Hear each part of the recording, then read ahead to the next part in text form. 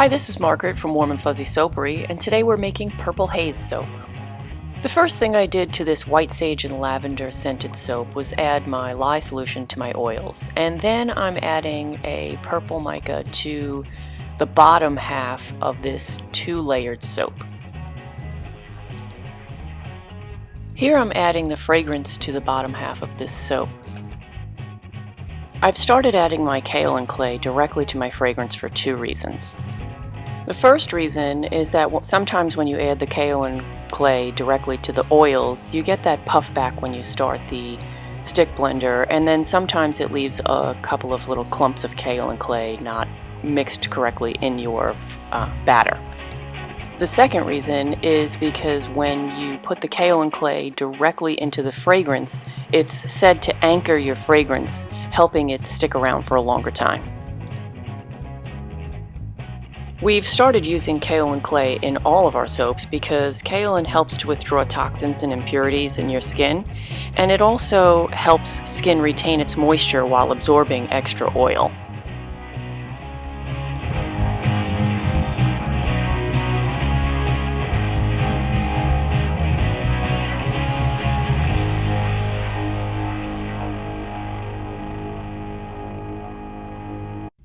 I've let this set up for a little bit, and now that the bottom is a little bit hard, I'm going to use the cake icing tool to create some texture in the bottom layer.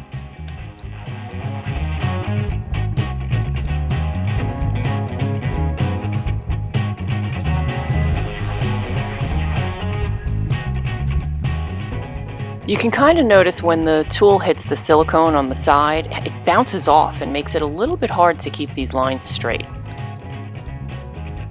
And finally, I'll just use a straight edge to clean up the edges of the soap.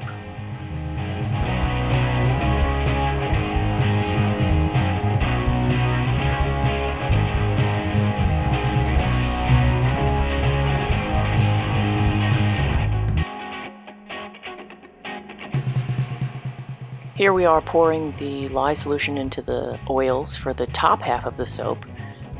I'm going to stick blend until I get to an emulsion and then add my fragrance and kaolin clay.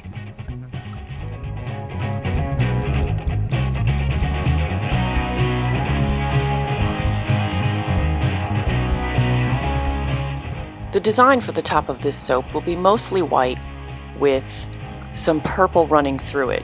I'm going to do that by doing a simple in the pot swirl.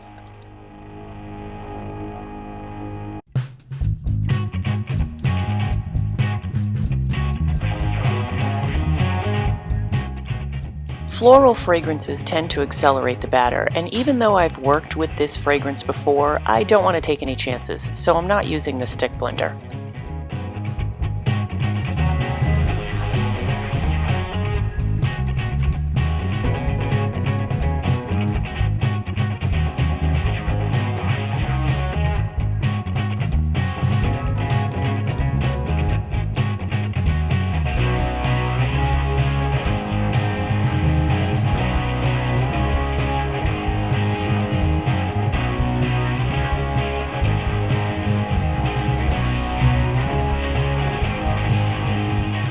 I do recommend using a stick blender anytime you use titanium dioxide. It just helps it disperse better in your oils, and you don't get those little pockets of white spots when you cut your soap open.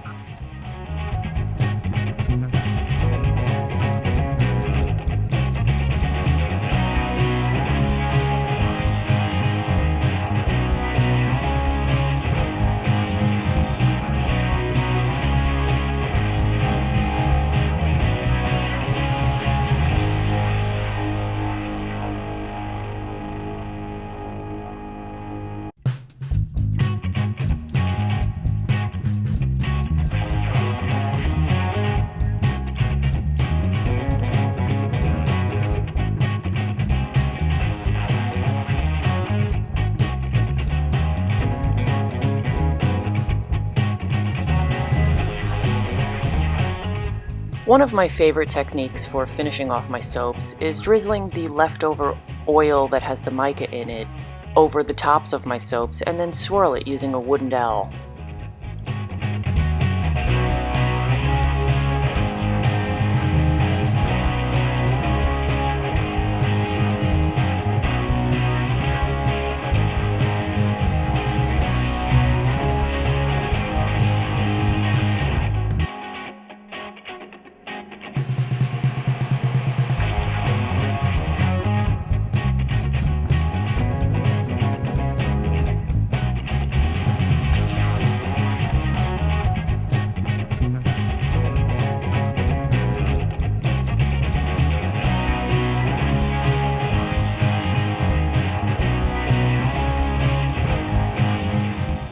I could play with this all day long.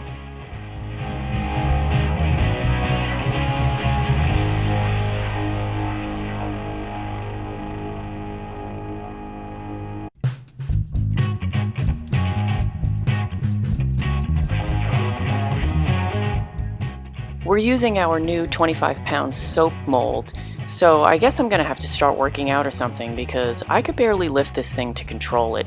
So thankfully, my husband was able to help cut the loaves. And it's always helpful to have a second pair of hands around when you're trying to separate the sticky loaves from each other.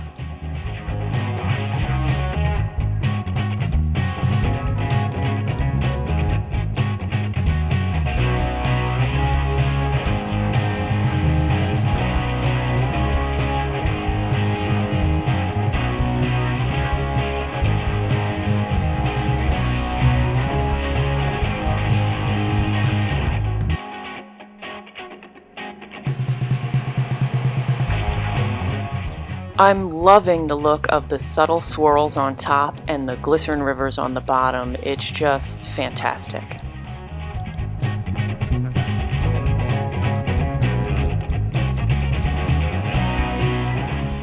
I know your time is important to you, so thanks for spending it watching this video. If you enjoyed it, hit the like button and share it with a friend, and subscribe if you'd like to see more videos like this. And remember, life is short. Use the good soap.